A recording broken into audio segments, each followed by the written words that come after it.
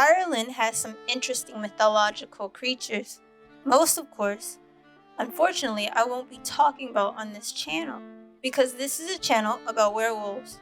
I can talk about Banshee when referencing Teen Wolf on later videos. Anyway, did you know Irish mythology and folklore have lots of shapeshifters? That's right, not only do they have shapeshifters, but they have stories about werewolves. Ireland was once said to be deemed wolfland up until the Middle Ages and was said to have wolves all the way back to 34,000 BC. However, in present-day Ireland, there are no wolves roaming the lands because they were all exterminated to extinction back in 1786. But names and stories of the descendants of wolf-like warriors are said to have survived throughout Ireland. In fact, there are Irish poetry that dates back all the way as far back to the 11th century. A poem called On the Wonders of Ireland by Bishop Patrick of Dublin, and also a poem written in Latin in the 13th century called Men Who Changed Themselves into Wolves. In these poetic accounts, these writers talk about the faoladh and the conroicht. These Irish werewolves were considered guardian spirits who protected children, wounded men, and the lost. But there was also another main werewolf lore throughout Ireland, and that is of the Ossory Werewolves. Who were the Ossory Werewolves? What makes these werewolves of Ossary important? Well, legend has it that they were the descendants of a legendary figure named Laignech Fáelad, and descendants of the kings of that time. But there are three main written accounts about the Ossory werewolves from an English, Norse, and medieval Irish source. These three accounts I'm about to mention, even though conflicting, was said to be the first werewolf stories ever recorded. Let's delve deeper and discuss the three different accounts about the Ossory werewolves. The first account, Gerald of Wales. Gerald of Wales, a priest and historian, wrote his account about the werewolves of Ossary in his writings called the Topography of Ireland in 1187. In his writings, he writes that a traveling priest from Ulster, who was traveling to Meath, was stopped by a wolf in the woods who starts to talk to him. The wolf tells him he will not hurt him, but needs his help, that there are two of him and his wife. His wife is ill and needs the priest to save her, allowing her last rites. Listening to the wolf's story, the priest agrees to help him and gives the wife her last rites. The wolf takes him to the wife, pulls down the wolf skin as though it's a blanket, and the priest thus sees a frail, older, sickly woman replaced by the wolf. He gives the woman communion, and the man thanks and helps the priest, leading him out of the woods, but not before making the prophecies about Ireland's future and the impending invasion by the English.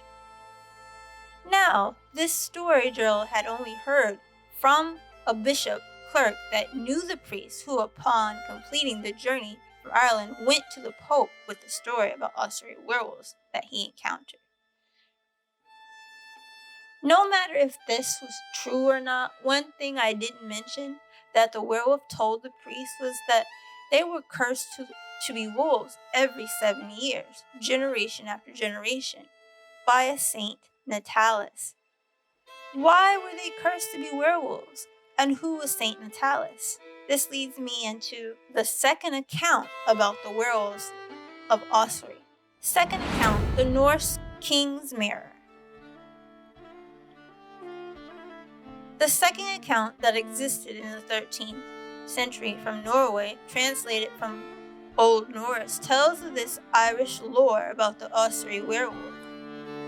Structured as dialogue between a father and son, it is not really per se about the werewolves, but where the father tries to teach his son the ways of the world. One of the conversations that the father had with his son was about St. Patrick and his encounter with werewolves. St. Patrick, who was said to come to Ireland to convert tribes and clans into Christianity, came upon one where one clan did not want to convert and laughed and howled like wolves towards St. Patrick.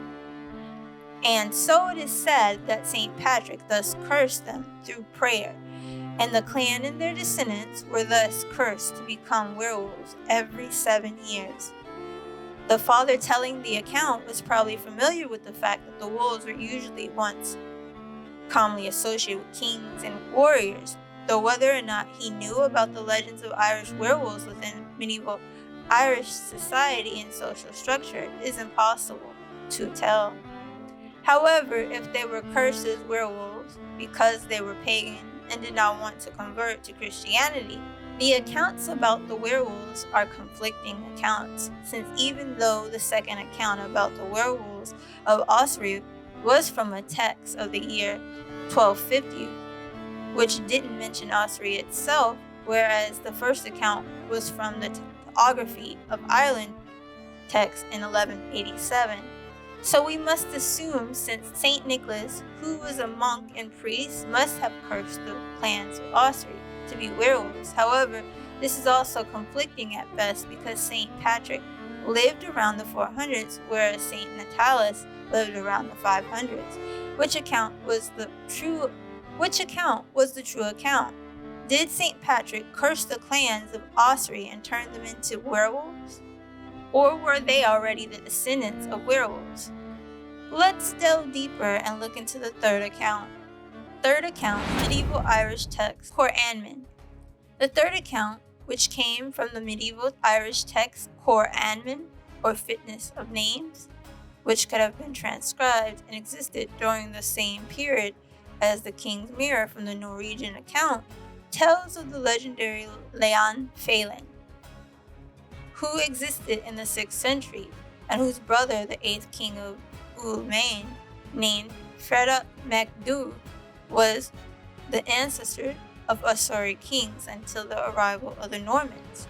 The Coir Anmann states Laignech Fáelad was supposedly said to be a shapeshifter, and the first of the werewolves in Ossary.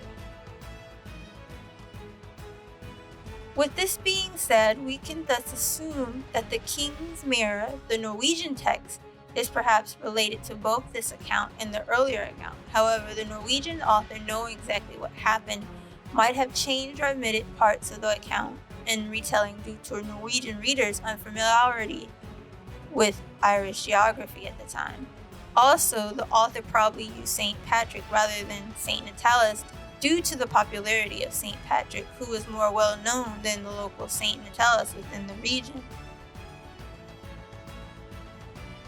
Thus, we can conclude, based on the time period of when the saints lived and when the first Irish werewolf Laignech Fáelad existed in the 6th century, that St. Patrick was not the rumored saint that might have turned the Ossary clans into werewolves, but in fact it was probably St. Natalis, and that even though written in the 13th century, the werewolf account that was mentioned in the Norwegian text, the King's Mirror, was in most likely a prequel werewolf tale about the Ossory werewolves to the Gerald of Wales account. If you like this werewolf fact video and you want to see more content involving my work in progress, werewolf novel During the Blue Hour, follow, like, share, but first let's start a dialogue. Which account about the Ossory werewolves do you agree with? Do you think St. Patrick cursed the Ossary clans, turning them into werewolves? I want to know, so let's start a nice, polite dialogue in the comments below. Next time, I will be discussing more about Laignech Fáelad in the Wolfmen of Tipperary.